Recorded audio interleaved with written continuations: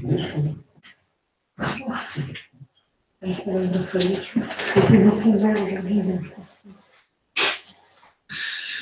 bonsoir à tous.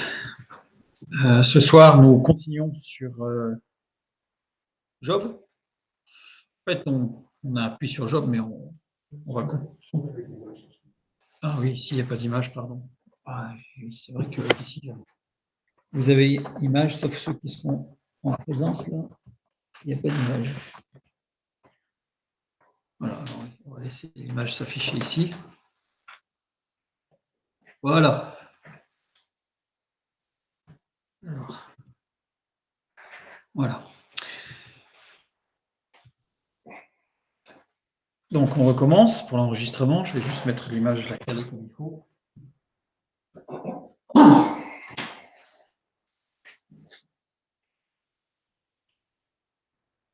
Voilà. Voilà, voilà. Bien. Bonsoir à tous. Ce soir, nous continuons sur la lecture de Job pour terminer sur le thème de « Avec ou sans Dieu, quelle différence ?» On a déjà vu la dernière fois que beaucoup de choses étaient identiques, à savoir les difficultés de l'existence, la souffrance, les peurs, les craintes, etc. En fait, on vit, subit les mêmes choses, que l'on soit avec Dieu ou sans Dieu, avec une différence, évidemment. Une différence dans le vécu et surtout dans le résultat qu'apportent les difficultés dans la construction individuelle et de groupe.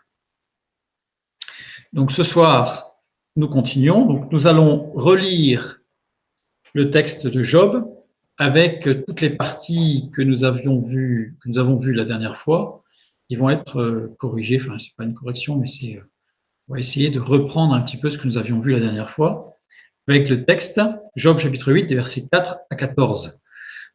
Donc ça va être une sorte de résumé, pardon, résumé qui ne dit pas tout, parce que vous l'avez compris, c'est un passage, enfin le livre de Job est un livre qui est très difficile de traduire, à proprement parler.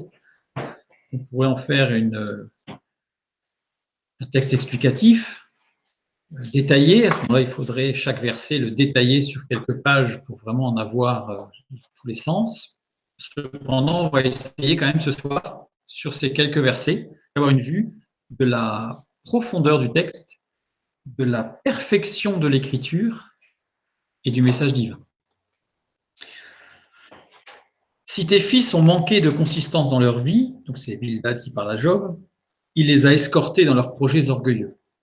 Il, c'est Dieu.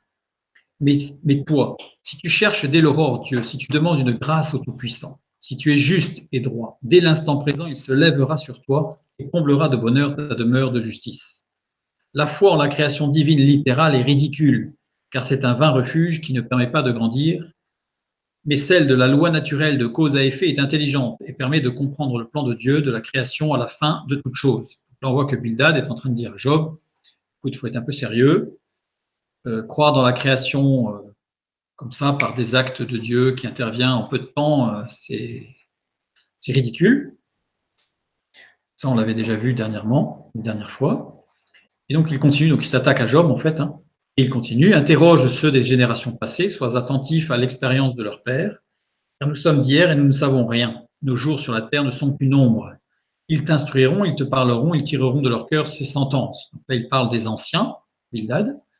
Il dit en fait, non, il faut surtout pas aller chercher autre chose que ce que les anciens ont déjà acquis, ils nous ont enseigné.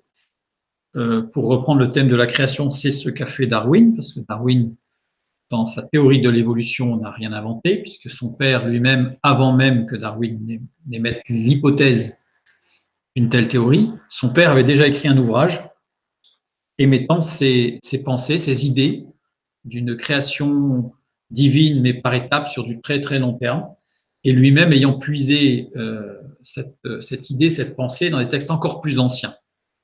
Donc à chaque fois, c'est se référer aux anciens. Et quand nous étudierons ensemble les mythologies, et on verra les civilisations qui étaient avant le déluge et d'où viennent les mythologies, donc ce sont deux études que l'on va certainement mener assez rapidement maintenant, eh bien, on verra qu'en fait, toutes ces pensées, toutes ces idées de retirer à Dieu cet acte créateur extraordinaire, divin, eh bien, elles sont là depuis très, très, très longtemps, en fait.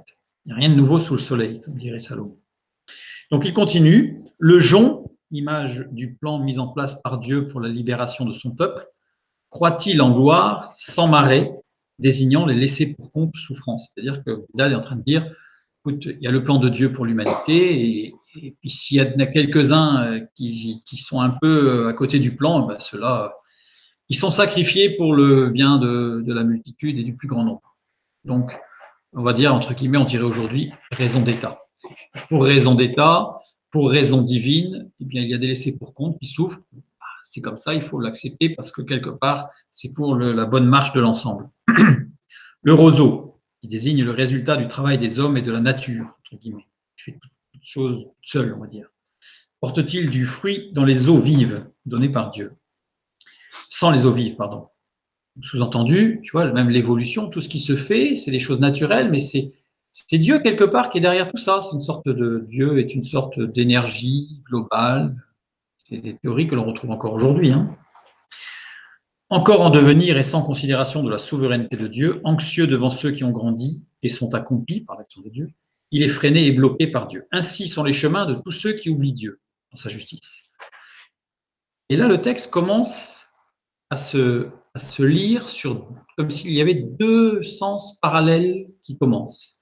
Et l'espérance, soit de celui qui se disperse, soit de celui qui s'ouvre dans la prière, donc c'est les mêmes mots mais qui peuvent se lire de deux manières, se trouve à répétition dans la solitude. C'est-à-dire que là, Bildad il dit, de toute façon, que tu sois celui qui se disperse, c'est-à-dire celui qui ne s'appuie pas sur Dieu et qui compte sur l'énergie, sa propre force, ou que tu sois engagé dans la prière, en réalité, tout au long de ton existence, tu vas te retrouver à maintes reprises dans les difficultés et dans la solitude.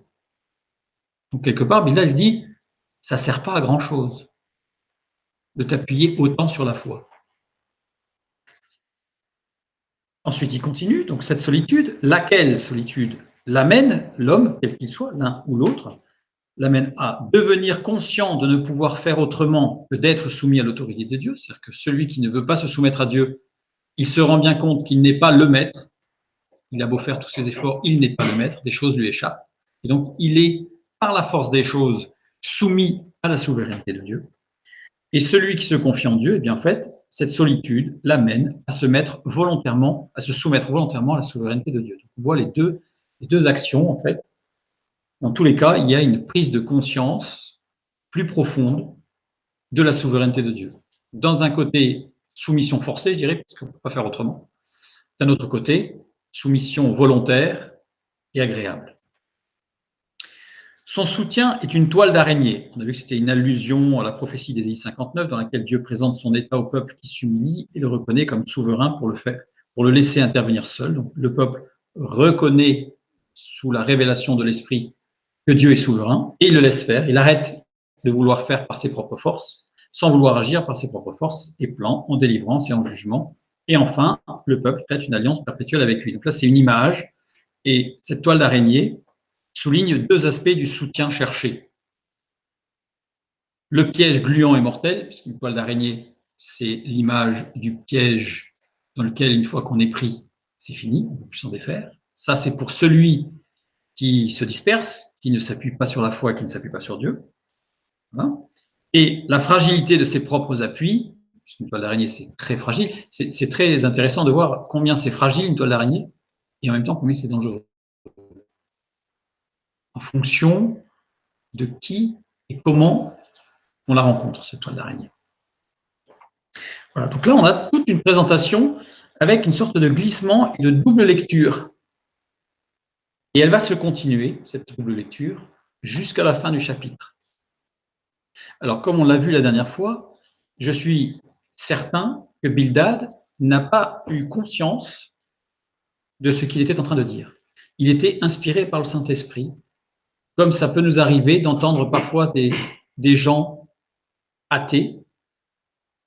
Personnellement, ça m'est déjà arrivé dans des conversations professionnelles, d'avoir des gens en face de moi qui se prônaient comme étant athées, qui étaient extrêmement des gens qui sont très très vulgaires, enfin bref, qui n'ont rien de sanctifiant. et qui, dans la conversation, ont donné une parole de Dieu. C'était clair, c'était net. Donc, ils ne se sont pas rendus compte qu'en fait, le Saint-Esprit a parlé au travers de leur bouche. On a des cas dans l'Ancien Testament de rois étrangers qui ont parlé de la part de Dieu. On a des cas de plusieurs personnes, Nebuchadnezzar, mais il y en a d'autres qui ont parlé de la part de Dieu dans certains de leurs propos. Et celui qui est sensible à l'Esprit de Dieu perçoit tout de suite que c'est Dieu qui parle. Perçoit tout de suite que c'est Dieu qui parle. Donc, nous continuons avec le verset 15. Et là, en fait, tous les autres versets qui suivent vont avoir deux lectures juxtaposées. Alors, je dirais presque que ça rend, nous sommes dans une étude profonde du texte, donc on fait les deux lectures en parallèle, mais ça rend une traduction quasiment impossible. Puisqu'en fait, on est obligé de faire une option dans une traduction, soit on prend un, soit on prend l'autre. On va le voir d'ailleurs à la fin, on va voir que nos traductions, on fait un choix. On fait un choix, puisque le choix était possible. Donc, des deux lectures juxtaposées du verset 15 sont les suivantes. Pour celui qui se disperse, c'est-à-dire celui qui ne s'appuie pas sur la prière et sur la foi en Dieu, celui qui se disperse s'appuie sur sa maison et n'y trouve pas un appui ferme. Et il voit celle-ci soumise à une force inéluctable, à laquelle il ne peut s'extraire ni l'extraire, c'est quelque chose d'inéluctable. Et ses efforts humains pour entrer dans le plan divin ne l'amènent pas ni sa maison à devenir un enfant de Dieu. C'est-à-dire que même si on fait les bonnes œuvres, si on fait les bonnes actions, si on fait tout comme si ça n'amènera pas le salut et la grâce de Dieu. On va voir un peu plus loin ce que ça amène. Le vide intérieur. Et celui qui s'ouvre dans la prière est un appui pour sa maison. Donc c'est le même texte qui se lit des deux manières. Donc celui qui s'ouvre dans la prière est un appui pour sa maison, qui elle-même le soutient. Donc il y a une sorte de bijectivité, là, ça va dans les deux sens. Il est un appui et le jour où il est fatigué, il reçoit la force au travers des siens. Donc, et il voit celle-ci soumise à une force inéluctable, évidemment, à laquelle il se soumet, et elle se soumet. Il se soumet à l'autorité de Dieu. Donc, on voit les deux dans les faits, je dirais, pour un observateur extérieur, comme on pourrait dire aujourd'hui, concrètement. Rien ne change. À savoir que c'est l'autorité de Dieu qui s'applique. Dieu est souverain de toutes choses. Mais il y en a un qui, par la force des choses, ne peut faire autrement, et il y a l'autre qui s'y soumet et qui laisse couler librement, dans le sens, je dirais, où l'eau s'écoule. Et ses efforts obéissants pour entrer dans le plan divin l'amènent, ainsi que sa maison, à devenir un enfant de Dieu. Donc là, on se rappelle évidemment ce message, toi et ta maison.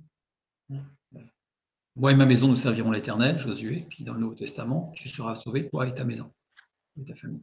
Donc là, on a toute cette dynamique qui se met en place pour celui qui se soumet à l'autorité de Dieu et toute cette contrainte pour celui qui ne se soumet pas à l'autorité de Dieu. Mais dans tous les cas, c'est la souveraineté de Dieu qui s'applique. Dieu est souverain.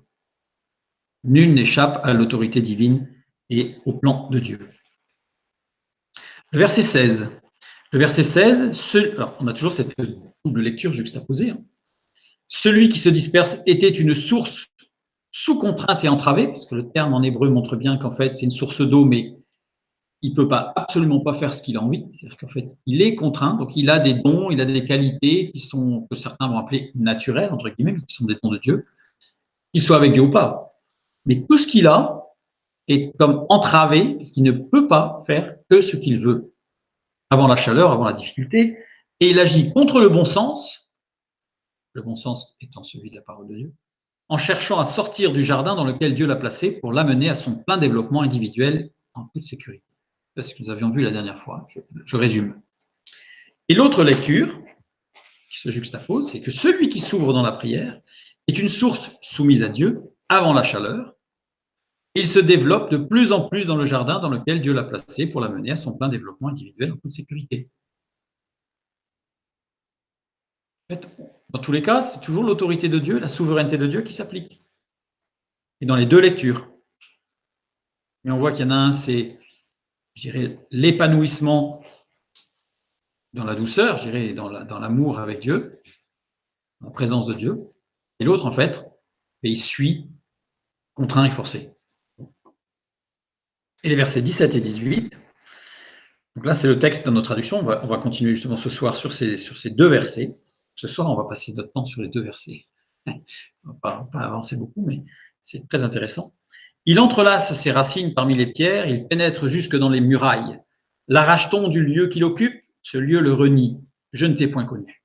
Tels sont les délices que ses voies lui procurent. Puis, sur le même sol, d'autres s'élèvent après lui. Non, Dieu ne rejette point l'homme intègre et il ne protège point les méchants. En fait, on va même s'arrêter au verset 17 ce soir parce que ça va être suffisant, je pense. Donc, comme je l'ai dit la dernière fois, ce chapitre 8, et en particulier les versets 15, 16 et 17, sont reconnus depuis des siècles, pour ne pas dire depuis des milliers d'années, par les rabbins, comme étant des textes extrêmement difficiles à traduire. On ne peut pas dire quasiment intraduisibles tels quels. C'est-à-dire que c'est pas que ce soit abscon et complètement mystérieux, mais c'est que il y a tellement de sens profond et cette double lecture qui se juxtapose en permanence que faire une traduction n'est pas possible. Il faut forcément expliciter le texte. Donc c'est ce que nous allons essayer de faire un petit peu ce soir. Donc le verset 17. Il entrelace ses racines parmi les pierres, il pénètre jusque dans les murailles. Alors, gardons à l'esprit que nous avons cette double lecture, cette lecture juxtaposée avec les deux types de personnes, celui qui refuse Dieu et celui qui marche avec Dieu. Je remets les mots dans l'ordre, juste parce que sinon ça va complexifier le petit diagramme là et ça va être très compliqué. Donc on remet parmi les pierres, ses racines entrelacent, il pénètre jusque dans les murailles. Comme ça, on a les mêmes mots, hein, mais dans un ordre un peu différent. Le verbe entrelacer, sabak, deux occurrences, c'est-à-dire qu'il est employé deux fois dans la parole de Dieu. C'est toujours très intéressant quand le nombre d'utilisations, le nombre d'occurrences est faible, ça permet d'aller voir tous les textes dans lesquels il est utilisé pour bien avoir le sens du mot. Et quand il n'est utilisé que 2, voire 3 fois, ou on dirait moins de 10 fois, il est très intéressant parce que tous ces textes se complètent. Les rabbins l'utilisent énormément pour comprendre une phrase ou quand il y a un texte difficile, ils vont chercher tous les mots dans tous les autres textes. Évidemment, sauf s'il y en a des milliers ou des centaines. Mais s'il n'y en a que quelques-uns, ça se complète. Donc les deux premières lettres expriment l'idée de force occasionnelle, de cause et de raison. Et s'applique aussi, ces deux premières lettres, à tout ce qui entoure, circonscrit, enveloppe. C'est pour ça qu'on a bien cette notion d'entrelacer. Donc ça entoure, ça enveloppe, ça circonscrit. Et la dernière lettre qui est doublée, c'est le cri du corbeau, le corbeau étant un animal très intelligent, utilisé par Noé pour cette raison-là d'ailleurs. Puisque le corbeau est l'un des rares animaux qui est capable d'utiliser des outils pour arriver à ses fins. Je ne sais pas, vous pouvez aller voir sur Internet, il existe des exemples, des vidéos où on voit un corbeau face à un problème pour avoir de la nourriture.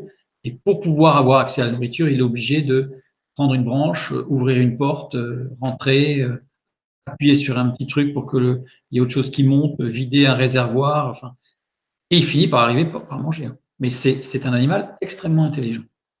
Donc ici, ça donne une notion de quelque chose de très intelligent. Ce verbe entrelacé, sabak, est conjugué au radical pual. Radical pual, c'est un intensif passif. Ça va être très important. Comme je disais qu'il y avait deux occurrences, eh bien, je suis allé voir, et nous allons aller voir ensemble, la deuxième occurrence. Naoum, chapitre 1, verset 10. Car entrelacés comme des épines et comme ivres de leur vin, ils seront consumés comme la paille sèche entièrement. Pas très gai.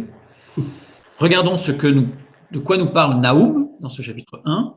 Des versets 1 à 6, c'est le caractère de Dieu vis-à-vis de l'orgueil de l'homme. Donc là, on voit qu'il y a une confrontation de la souveraineté de Dieu face à l'orgueil de l'homme, ce qui correspond bien à ce que nous venons de lire. C'est-à-dire que quelle que soit la position de l'homme, il est soumis à l'autorité de Dieu.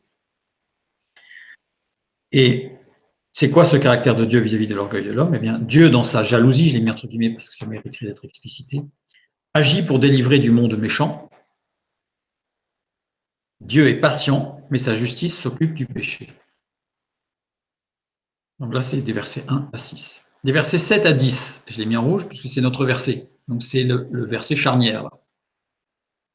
Dévastation totale du jugement, mais bonté protégeant ceux qui se confient en Dieu. C'est-à-dire qu'en fait, toute dévastation totale par le jugement de Dieu, c'est le jugement de Dieu qui intervient, la justice de Dieu. Et donc dans les versets 7 à 10, on voit que Dieu, d'un côté, il y a le jugement, et de l'autre côté, il y a ceux qui sont avec lui et que Dieu protège. On retrouve cette double, on voit bien le sens qui correspond à notre lecture. Et les versets 11 à 15, fléau de l'Assyrien, jugement de Dieu. Donc en fait, on a vraiment cette bascule au verset 10, où il y a une séparation, mise de côté de ceux que Dieu protège, et les autres subissent l'Assyrien, que l'on va appeler le jugement de Dieu, qu'il faudra expliciter un jour ce que signifie cela. Parmi les pierres, parmi c'est al. Al, sur, au travers d'eux. On l'a vu la dernière fois aussi. Ou alors pour, dans la direction d'eux. Donc, il y a deux notions différentes par ce mot. C'est soit au travers d'eux, donc on est dedans, soit dans la direction d'eux, on va vers. Les pierres. Pierre, Gal. Gal, ces deux lettres désignent une chose qui se déploie dans l'espace et en s'y déroulant, qui s'y développe, s'y produit selon sa nature, s'y dévoile. Donc quelque chose qui se développe et qui part de l'intérieur vers l'extérieur comme en donnant l'impression un peu de rouler sur lui-même. Mais Gal désigne aussi une chose qui se replie sur soi, l'inverse. Se roule, se complique, se cumule, s'entasse et s'enveloppe. Alors, c'est toute la difficulté de certains termes hébraïques, c'est qu'on a tout et son contraire. Quand je dis tout et son contraire, ça ne veut pas dire absolument tout, mais on va dans un sens, mais on peut aller aussi dans le sens opposé. Et c'est l'ensemble de la phrase qui permet de savoir dans quel sens on va. Positif ou négatif. C'est pas une question de prononciation. Péjoratif ou amélioratif. Ce n'est pas une question de prononciation. Désigne quelque chose qui s'amoncelle en roulant, qui s'entasse. Donc souvent, ce mot est traduit par un tas, un amoncellement de quelque chose. Je souligne que Gal est la racine du mot Golgotha. La racine du mot Gilgal, et c'est pour ça d'ailleurs que le peuple de Dieu devait rentrer avec Josué par Gilgal dans le pays promis. Et que quand ils ont voulu rentrer par le sud, 40 ans avant, eh bien en fait, ils n'étaient pas à Gilgal, ils ne pouvaient pas rentrer dans le pays promis par un autre site que Gilgal, dont la racine est Golgotha. Évidemment, on ne rentre pas dans le pays promis par un autre passage, par une autre porte. Il n'y a qu'une seule porte, Jésus-Christ, la porte, et l'œuvre de Christ à la croix. On va voir tout à l'heure. Il pénètre jusque dans, ça n'existe pas dans le texte littéral. Dans le texte original, ça n'existe pas. Voilà. Donc en fait, parmi les pierres, ces racines entrelacent les murailles. Je devais traduire comme ça, tel que c'est écrit. Les murailles, bayit. Bayit, ça désigne la maison, ça désigne la famille, ça désigne l'intimité, ça désigne un abri. Et là, il y a un mot qui n'est pas traduit, abanim. Abanim, qui veut dire des pierres. Donc, des pierres. Une maison avec des pierres, une famille avec des pierres, bref. Abanim. Ce qui est intéressant, c'est que la première lettre, Aleph, désigne Dieu. La lettre Aleph représentant Dieu. Et les lettres suivantes désignent des enfants. Benim. Des enfants. En fait, si je prends le sens de la construction du mot, ça veut dire les enfants de Dieu. C'est la raison pour laquelle Jésus a pu dire aux pharisiens, je vous dis que de ces pierres-ci, Dieu peut susciter des enfants à Abraham, des Abanim. Et là, c'est Abanim et non pas Gal. Ah non, là, c'est pas Gal, là, c'est Abanim. Il y a, pour le mot pierre, en fait, il y a plusieurs mots. Et quand ça concerne toujours, eh bien, le peuple de Dieu, ce que nous, on appellerait aujourd'hui les pierres vivantes, c'est les Eben ou Abanim. Et il y a un autre mot ensuite qui n'est pas traduit, Yéressé. Yéressé, qui est un verbe, qui désigne une capacité de voir au-delà de ce qui est vu dans le présent physique, comme une percée de la lumière à travers les ténèbres. On pourrait presque traduire en français par percevoir. Dans le mot percevoir, il y a un peu la notion de voir, mais d'aller au-delà de ce que nos yeux voient. On perçoit quelque chose. Il va au-delà de ce que nos yeux voient présentement physiquement. Donc voilà. Maintenant, on va traduire un petit peu tout ça et on va voir que justement se juxtaposent encore nos deux lectures.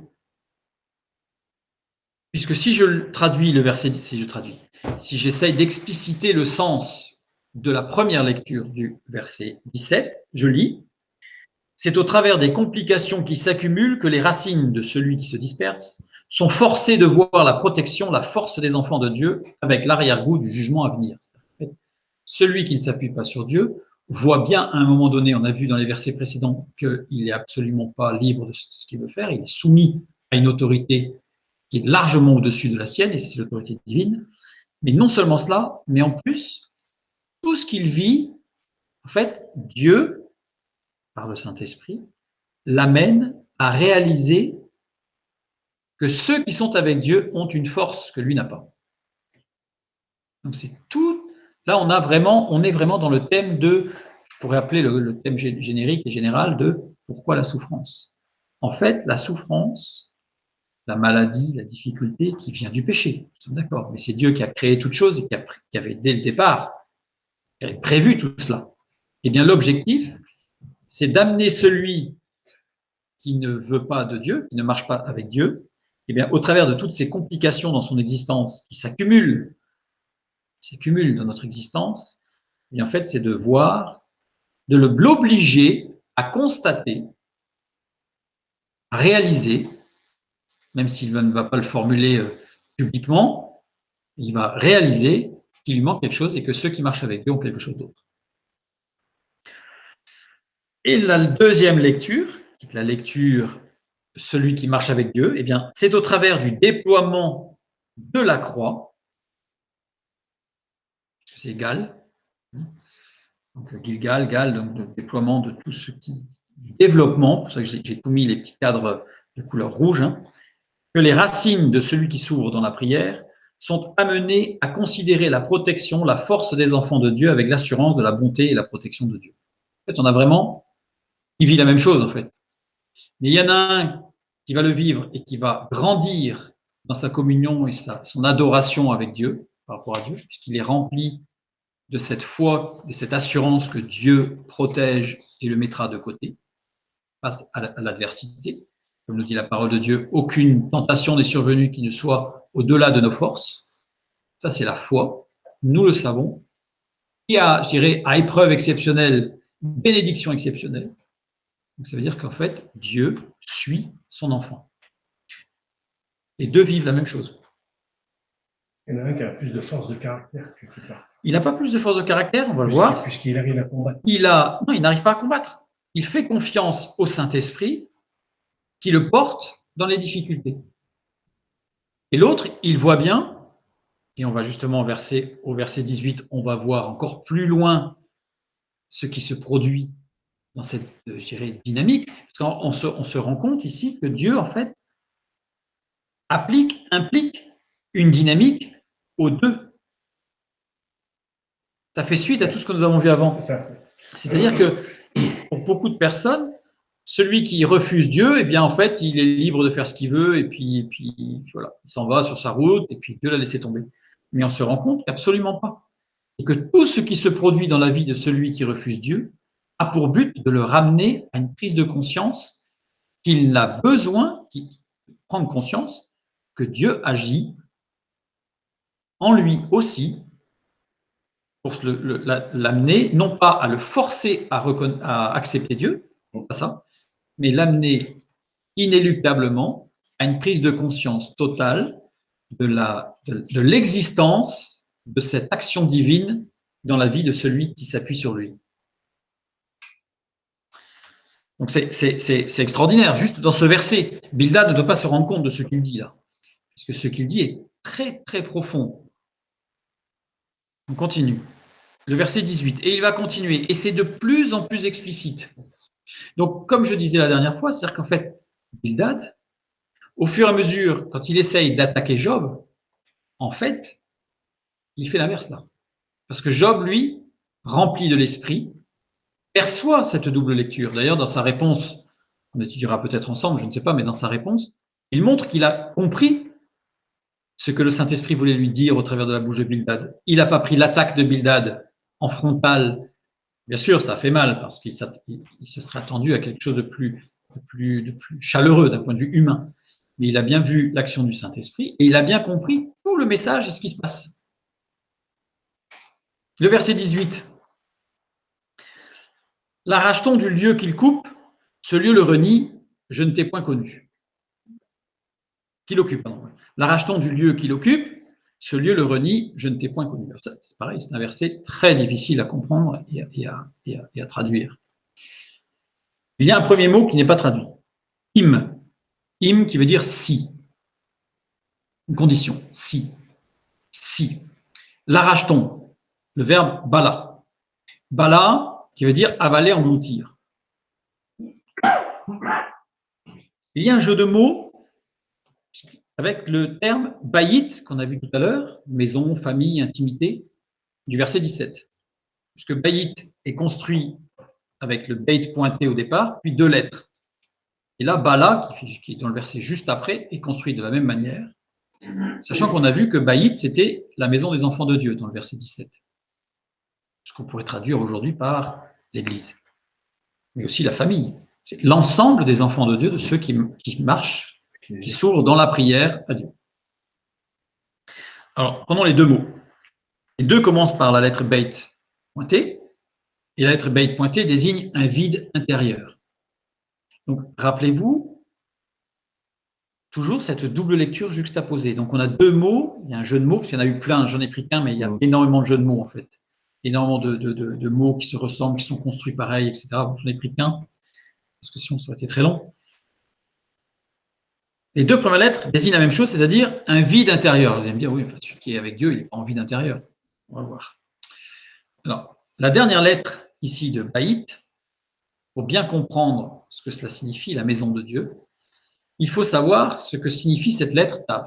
Alors, on l'a déjà vu, donc ceux qui ont déjà suivi des vidéos vont le savoir, je vais le répéter, mais il est important parce que c'est tellement beau dans l'écriture.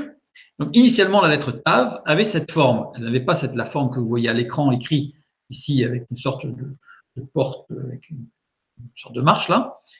Elle avait cette forme-là, la lettre Tav. Médaillon retrouvé de l'époque des Maccabées, frappé de la lettre Tav en croix. C'est-à-dire qu'en fait, on a des médaillons de l'époque des Maccabées, donc 5e siècle, 4e, 5e siècle avant Jésus-Christ, où il est écrit la lettre Tav et elle est marquée de cette croix verticale, non pas en forme de X, mais en forme de T, hein, de stauros en grec, donc de la croix. Donc la lettre Tav s'écrivait comme ça. Puis, par déformation successive, elle est devenue ceci, puis cela. On ne va pas faire l'histoire de la graphologie, du graphisme de la lettre. Alors, je fais un petit clin d'œil parce que je trouve que c'est tellement beau. À la sortie d'Égypte, les Hébreux durent sacrifier un agneau sans défaut et placer du sang de cet agneau sur les poteaux et le linteau de leur porte et laisser le sang à l'extérieur pour ne pas être atteint par l'ange exterminateur. Une porte couverte du sang de l'agneau, ça donne ceci. Et j'irai l'écuelle qui contenait le sang devait rester à l'extérieur, ici.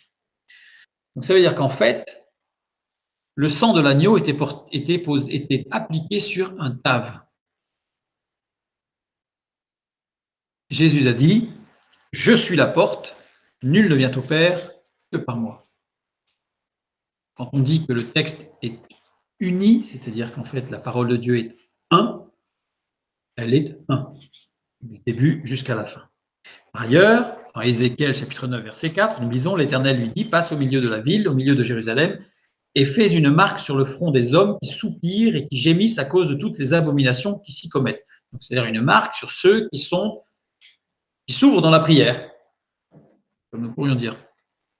Cette marque, c'est le mot Tav. Tav. Le Tav est la marque du salut en Christ. La croix. Petit clin d'œil toujours. Cette marque sera singée par Satan à la fin des temps, et pour l'asservissement et la perte des hommes, avec un renversement, Apocalypse. Et une information maintenant, la marque de Caïn n'était pas un Tav, mais un Ovt. Donc il y a une raison bien particulière, que l'on pourra peut-être voir une autre fois, mais c'est pour signaler que sur Caïn, il n'y avait pas cette marque Tav, cette marque de la croix. C'est une autre marque. Je reviens maintenant qu'on a vu que la lettre Tav, en fait, c'est la croix. Ici, si je prends les deux dernières lettres, les petites cases rouges ne sont pas bien situées, parce qu'il faudrait les décaler vers la droite, mais il n'y a que la première lettre dans la première case qui désigne le vide intérieur, et c'est les deux lettres Yod, Tav, qui désignent le Messie sur la croix, puisque le Yod, c'est la plus petite lettre de l'alphabet, qui est le symbole du Messie, Hamashiach, le Messie, et Yod, Tav, c'est le Yod sur la croix. C'est le Yod sur la croix. Maintenant, si je prends l'autre mot ici, Bala, dans le verset 18, eh bien, Lamed Aïn exprime un désir avide, une ardeur dévorante, insatiable. Et Yod Tav, qui est le Messie sur la croix, exprime l'essence et la nature objective des choses, c'est-à-dire, diraient les enfants, la vérité vraie. C'est-à-dire ce qui est totalement vrai, sans aucune ombre de subjectivité. Il est évident que la seule objectivité parfaite qui existe, c'est la connaissance de Dieu. Donc ces deux lettres, qui veulent dire le Messie sur la croix, eh bien c'est l'essence même de l'objectivité. C'est ce qui donne la capacité de voir les choses telles qu'elles sont. Donc, on va continuer sur ce verset. Si on l'engloutit, si on l'avale, du lieu qu'il occupe n'existe pas. Donc, du lieu, mimekov mov. Littéralement, c'est son lieu. Donc, c'est pour ça que ça a été traduit par du lieu qu'il occupe, c'est son lieu. Mais le fait qu'il n'y ait pas qu'il occupe supprime l'aspect purement géographique, puisque nous avons déjà vu que makom, qui est un mot qui veut dire lieu, désigne aussi l'état, l'essence même. C'est pour ça que Dieu est appelé un lieu de refuge. Ce lieu le renie, donc ce lieu n'existe pas. Et ici, il y a un mot qui n'est pas traduit après renier, et qui est très important. Bov. Bov qui veut dire à l'intérieur de lui, à l'intérieur de l'homme. Là, on a l'impression, quand on lit le texte en français, que c'est le lieu qui le renie, lui. En fait, le verbe renier, ici, c'est quelque chose qui se passe à l'intérieur de l'homme. Renier, c'est kachash. Kachash, qui veut dire être désappointé, être insuffisant, décevoir, s'épuiser. Donc en réalité, si il est englouti dans son lieu, à l'intérieur de lui-même, il est désappointé, il est insuffisant, il est déçu de lui-même, c'est en lui-même, et il s'épuise. Je ne t'ai point connu. Lo reitika, c'est une expression de deux mots. Lo, qui est traduit par une négation, ne pas. Ces deux lettres, Lam et Aleph, symbole de la ligne prolongée à l'infini, du mouvement sans terme, de l'action dont rien ne borne sa durée. En fait, c'est le symbole de quelque chose qui va tout droit, que rien ne peut arrêter et dont on ne voit même pas la fin. De cette définition sont retirées les idées opposées de l'être et de néant. C'est-à-dire que ces deux lettres peuvent désigner l'être, l'épanouissement de l'être, mais aussi l'anéantissement, la totalité ou le néant, le fait d'être ou de ne pas être. Dans ces deux lettres, on a encore les deux opposés. Tout va dépendre de ce qui suit. Ce qui est intéressant de voir dans ce symbole de la ligne prolongée à l'infini, du mouvement sans terme, c'est que la première lettre, Lamed, désigne le bras ou l'action, et la deuxième lettre, c'est Dieu. En fait, on a l'action de Dieu. Il est le seul à avoir une action sans limite.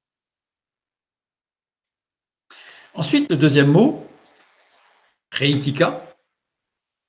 On a Reish Aleph, les deux premières lettres, voir, regarder ce qui se voit extérieurement. Donc là, on a une vue, c'est le verbe Ra, qui est une vue vraiment physique. Physique. C'est pour ça que ça a été traduit par je ne t'ai point connu. Certaines traductions en anglais disent je ne t'ai pas vu. Parce que c'est difficile à traduire. Les deux lettres suivantes, Yod Tav, que nous avons vu tout à l'heure, le Messie sur la croix.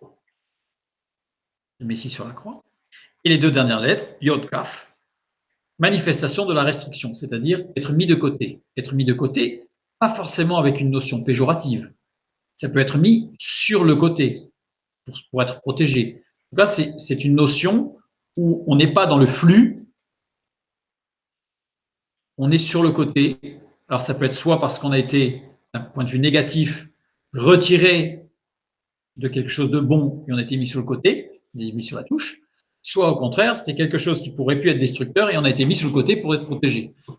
Il n'y a pas de notion péjorative ni améliorative. C'est une notion qui veut dire juste on a été mis sur le côté. On a été retiré d'eux pour être mis à côté. Voilà. Donc maintenant, si j'essaye de reprendre tout ça et de le mettre dans le sens du verset 18, voilà ce que je peux lire. N'oublions pas notre lecture juxtaposée. Si l'homme absorbé par sa condition, sa situation, sa position, c'est le lieu. Son lieu, c'est son état, sa situation, ce qu'il est, ce qu'il pense être peut-être. Si cet homme est absorbé, englouti par sa condition, sa situation, sa position sociale, etc., il est intérieurement désappointé, déçu de lui-même, et il se trouve insuffisant. Et Dieu lui dit, par mon action infinie et éternelle, qui n'a pas de fin, tout homme est sous mes regards dans ma main active. Et je mets de côté au travers du Messie sur la croix. Et je mets de côté. C'est-à-dire qu'en fait, j'écarte, je sépare. Il va séparer qui? Ceux qui marchent avec lui, ceux qui ne marchent pas avec lui. C'est pour ça qu'ici, dans la couleur de fond, j'ai mis les deux, parce que ça concerne les deux. Le verset 18, il n'y a pas de lecture, je dirais, dissociée, comme sur le verset 17 ou les versets 16, voire 15, mais on a une lecture où les deux sont concernés, pleinement. Sans jugement. Sans jugement, c'est un fait. C'est un fait. Dieu dit, voilà, c'est comme ça. On reprend le verset 18. Donc je reprends ce que nous avons vu. Et le lien est immédiat avec une parole de Jésus dans Matthieu chapitre 25. Donc on ne va pas lire tout le chapitre, mais on va lire juste les versets 32 à 41. Toutes les nations seront assemblées devant lui. Il séparera les uns d'avec les autres, comme le berger sépare les brebis d'avec les boucs. Et il mettra les brebis à sa droite et les boucs à sa gauche. Alors le roi dira à ceux qui seront à sa droite, venez, vous qui êtes bénis de mon Père, prenez possession du royaume qui vous a été préparé dès la fondation du monde. Car j'ai eu faim et vous m'avez donné à manger. J'ai eu soif et vous m'avez donné à boire. J'étais étranger et vous m'avez recueilli. J'étais nu et vous m'avez vêtu. J'étais malade et vous m'avez visité. J'étais en prison et vous êtes venus vers moi. Les justes lui répondront, Seigneur, quand avons-nous vu avoir faim, t'avons-nous donné à manger, ou avoir soif et t'avons-nous donné à boire? Quand avons-nous vu étranger et t'avons-nous recueilli, ou nu et t'avons-nous vêtu? Quand avons-nous vu malade ou en prison et sommes-nous allés vers toi? Et le roi leur répondra, je vous le dis en vérité, toutes les fois que vous avez fait ces choses à l'un de ces plus petits de mes frères, c'est à moi que vous les avez faites. Ensuite, il dira à ceux qui seront à sa gauche, retirez-vous de moi, maudits, allez dans le feu éternel qui a été préparé pour le diable et pour ses anges. Là, on a vraiment, je dirais, la reprise. La reprise, même dans nos traductions, quand il est dit retirez-vous de moi, Ou il y a un autre passage qui dit « Je ne vous ai pas connu », pourtant nous avons dit « Ah mais Seigneur, nous avons chassé les démons en ton nom, je ne vous ai pas connu ». Donc, il reprend bien ce texte de Job. Il dit là, même dans notre traduction, il dit « Je ne t'ai pas connu ». Ce qui est intéressant dans ce passage de Matthieu 25, ce qui peut être un peu surprenant, c'est qu'on a l'impression que le tri, entre guillemets, la mise de côté, pour reprendre l'expression plutôt de l'Ancien Testament dans le livre de Job, est induit par les actions, par, entre guillemets, les bonnes œuvres. Quand on le lit, c'est comme ça qu'on peut le percevoir. On va y regarder un petit peu plus près. Je prends le verset 41, parce que si on ne va pas tout étudier, parce que là, ce serait une soirée complète. Le verset 41, ensuite il dira à ceux qui seront à sa gauche, retirez-vous de moi, maudit. Retirez-vous, si c'est en grec, Nouveau Testament, oreuomai, qui veut dire poursuivre le voyage qui a été commencé. Poursuivez le voyage qui a été commencé. Adhérez à l'enseignement de quelqu'un. Littéralement, adhérez à l'enseignement de moi. En fait, c'est plutôt une exhortation. Le verbe ereuomai, ce verbe vient d'un dérivé du même mot que peira, qui signifie expérimenter, apprendre à connaître par l'expérience. Et là, on comprend mieux tout ce qui a été dit avant. Vous avez appris à connaître par l'expérience vécue au travers de la souffrance, parce que tout le détail que l'on a avant, quelqu'un qui a soif, quelqu'un qui a faim, quelqu'un qui est blessé, quelqu'un qui est nu, c'est de la souffrance.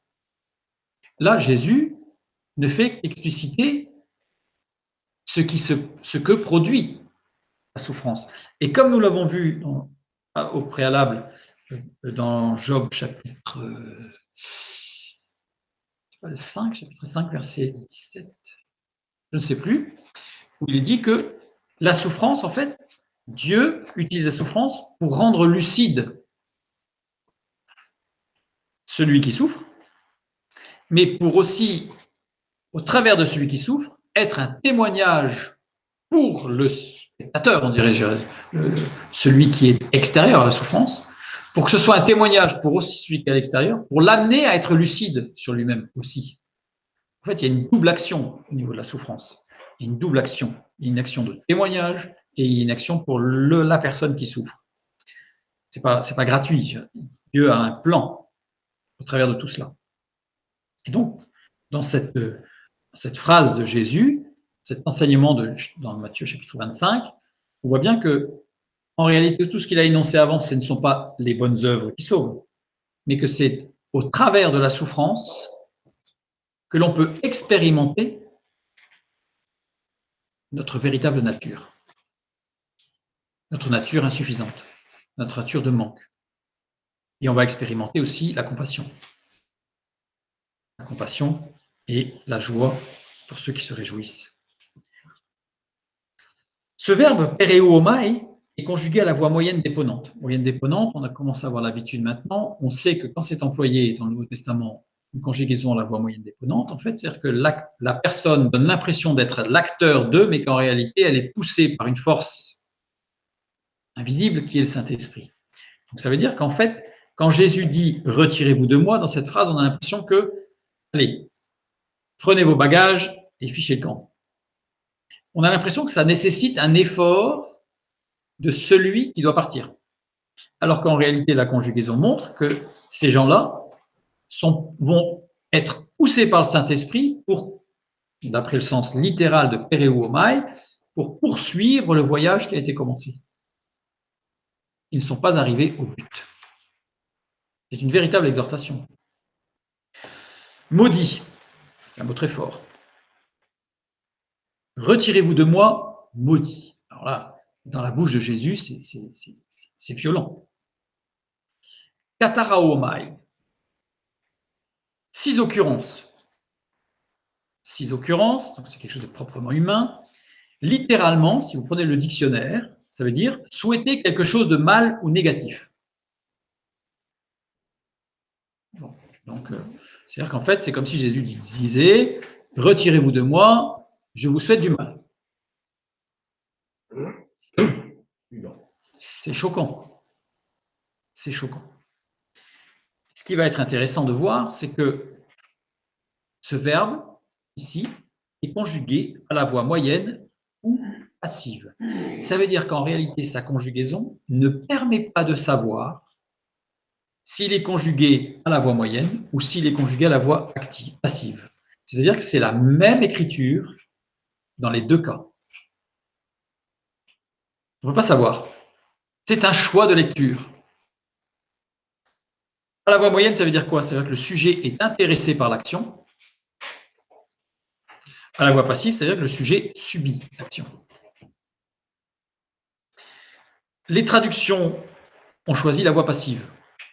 Toutes les traductions ont choisi « tu es maudit ». C'est passif, c'est Jésus qui fait une action sur l'individu, qui subit l'action. C'est un choix de lecture, et le choix a été fait de dire, un peu dans cette doctrine de la rétribution, dire voilà, t'as pas été gentil, là, tu as fait des choses pas bien, et bien voilà, tu es puni.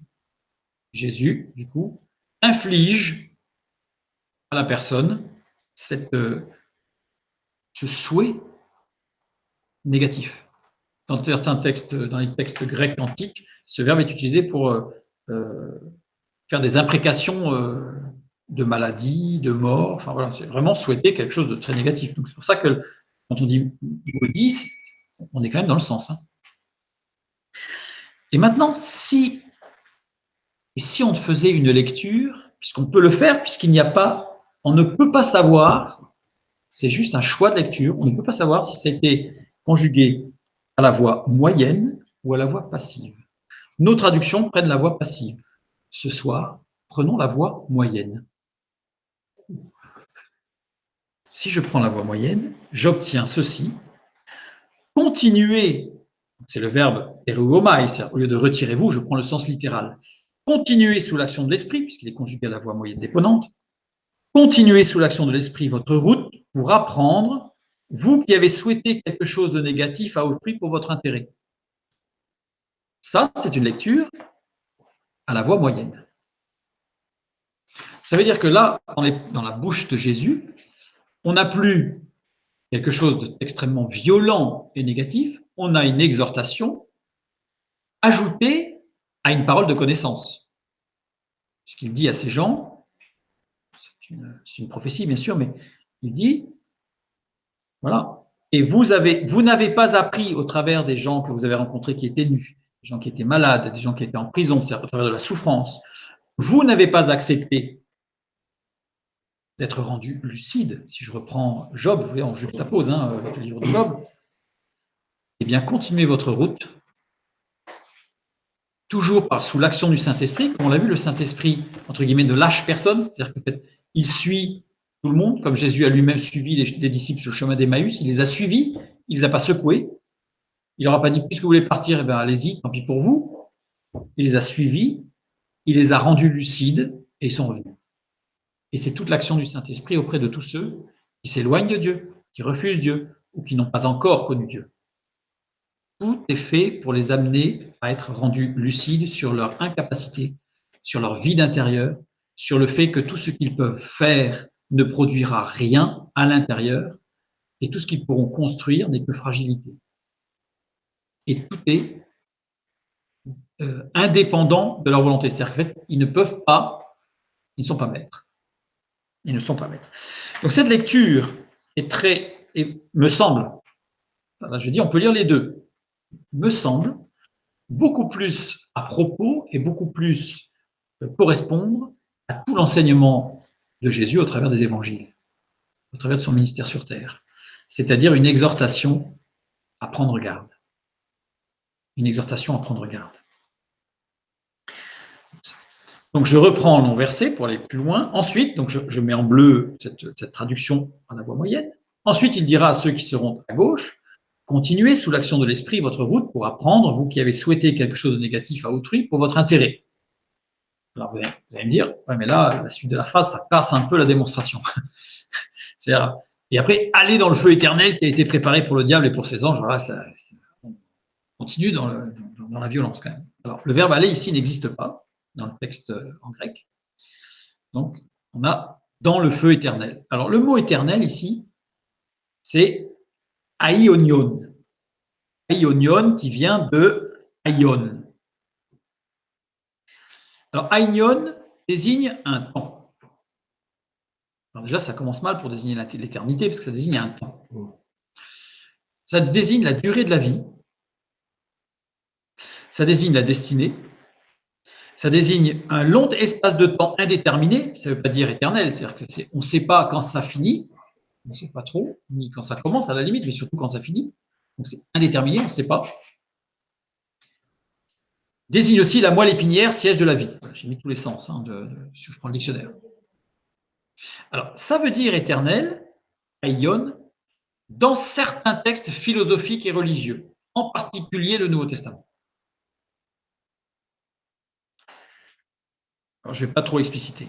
Ce qui est intéressant, c'est que aionion, ce terme, dans les manuscrits anciens, aionion est traduit par vie et non vie éternelle ou éternité. C'est-à-dire que dans tous les textes qui sont antérieurs au VIe siècle, tous les manuscrits que nous avons de textes qui sont antérieurs au VIe, VIIe siècle, traduisent en latin, ne traduisent jamais par vie éternelle ou éternité, mais le traduisent par la durée de la vie. Ce n'est qu'après qu'on a commencé à voir les traductions apparaître avec éternité, vie éternelle. J'ai mis ici les manuscrits qui sont alors je ne sais pas comment ça se prononce, parce que c'est comme ça qu'ils sont appelés. C'est un théologien, un philosophe, je crois, qui, dans au milieu des années 1800, a répertorié en fait et les a nommés avec voilà, cette lettre, une sorte de lettre B, là, 1 jusqu'à 127. Alors, ce qui est intéressant dans le B1, c'est que c'est un manuscrit de l'évangile de Matthieu, justement. Mais dans ce manuscrit de l'évangile de Matthieu, dans le B1, il n'y a pas le chapitre 25. On retrouve le chapitre 25 dans d'autres manuscrits. Alors, j'ai plus en mémoire lesquels, mais voilà. Sachant qu'il en existe énormément de manuscrits, évidemment. Mais dans tous les vieux manuscrits, aionion n'est pas traduit par vie éternelle, mais par vie. On pourrait traduire par, plutôt, pour être plus précis, je trouve, existence. Ça évacue toute ambiguïté sur le sens, parce que l'existence a une connotation vraiment de terrestre par rapport à la vie qui, elle, est éternelle. Donc, comme je dis souvent, la vie est belle, l'existence est difficile, mais la vie est belle. Jésus a dit « Je suis la vie ». Je ne me permettrai pas de dire que la vie n'est pas belle. Voilà. L'existence est difficile, par contre. Là, nous en sommes tous conscients. Donc, cette éternité, cette aonion, qui a été préparée, etoimasso. Etoimasso, préparer, rendre prêt, correspond au sens, mais veut dire aussi être prêt ou se tenir prêt. Conjugué à la voix moyenne ou passive. Comme tout à l'heure, en fait, dans toute cette phrase, on a les deux cas possibles. Soit voix passive, soit voix moyenne. Voix moyenne, on a vu que c'était le sujet est intéressé par l'action, donc il y a un intérêt dans ce qui se passe. Ou la voix passive, c'est que le sujet subit l'action. Évidemment, vous avez compris que nos traductions ont choisi la voix passive, puisque en fait, c'était pour le diable. Donc le diable, en fait, là, il subit. C'est vrai qu'il subit. Le diable subit l'autorité et la souveraineté de Dieu, ça nous en sommes tous d'accord.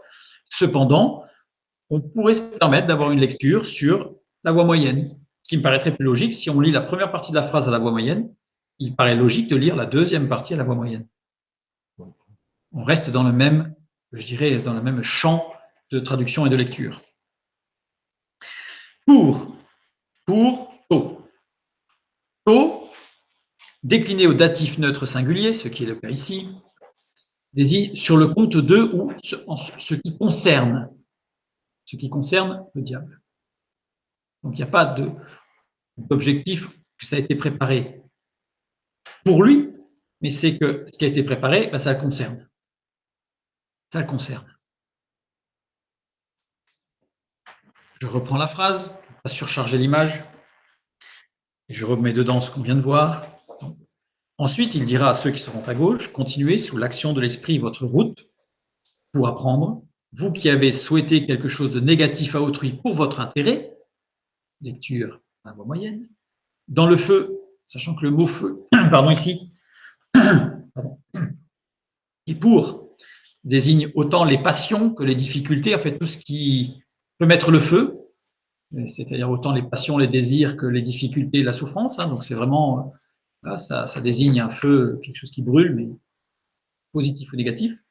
Donc dans le feu des passions ou des difficultés, de l'existence, aonion, j'ai traduit par l'existence, la durée d'une vie, qui a été préparée avec pour but le diable et ses anges. Il faudra enlever le pour parce que et pour les anges et pour ses anges. Le mot diable, c'est diabolos, diabolo. Dans ce texte de mémoire, il me semble qu'il n'y a pas le sigma final. Je pense que c'est diabolo. Il faudrait que je vérifie. Je note pour vérifier, mais ça ne change pas grand-chose au sens. C'est juste une déclinaison différente. Diabolos, ça désigne le calomniateur, désigne aussi celui qui provoque le mécontentement par une prise de position d'arbitrage. Littéralement, c'est ça le diabolos. Je vais dire quelque chose, mais le mot diabolos a été diabolisé par le christianisme. C'est-à-dire que diabolos ne signifie pas le diable. Aujourd'hui, quand on parle de diable ou diabolos, tout de suite, ça y est, on a l'image un petit peu caricaturale du diable. Le diable est un diabolos, mais il n'est pas que diabolos. Le diabolos, c'est celui qui calomnie. Donc là, on est en plein dans un attribut du diable, de Satan. Mais c'est aussi celui qui provoque le mécontentement par une prise de position d'arbitrage, sous-entendu injuste, évidemment, très subjective. Dias, donc c'est diabolos, donc on a dia, au travers de, ou dia, c'est suivant la ligne directrice du bolos. Bolos vient du verbe balo qui veut dire lancer, jeter. Alors, dans le sens physique, ça veut dire jeter quelque chose par la fenêtre, balo. Mais au sens moral aussi, du style jeter à la figure, jeter sur la place publique, lancer une fausse rumeur, etc., etc., etc. Donc littéralement, le mot diabolos, c'est celui qui calomnie en jetant une fausse information ou même une vraie information, mais qui est de l'ordre du privé et qui n'a pas forcément à être mis sur la place publique. C'est celui qui va jeter à la figure quelque chose qui fait mal, qui va déstabiliser, voire détruire. Bref, le diabolos, c'est celui qui a une action négative sur autrui. Donc ça, c'est le diabolos.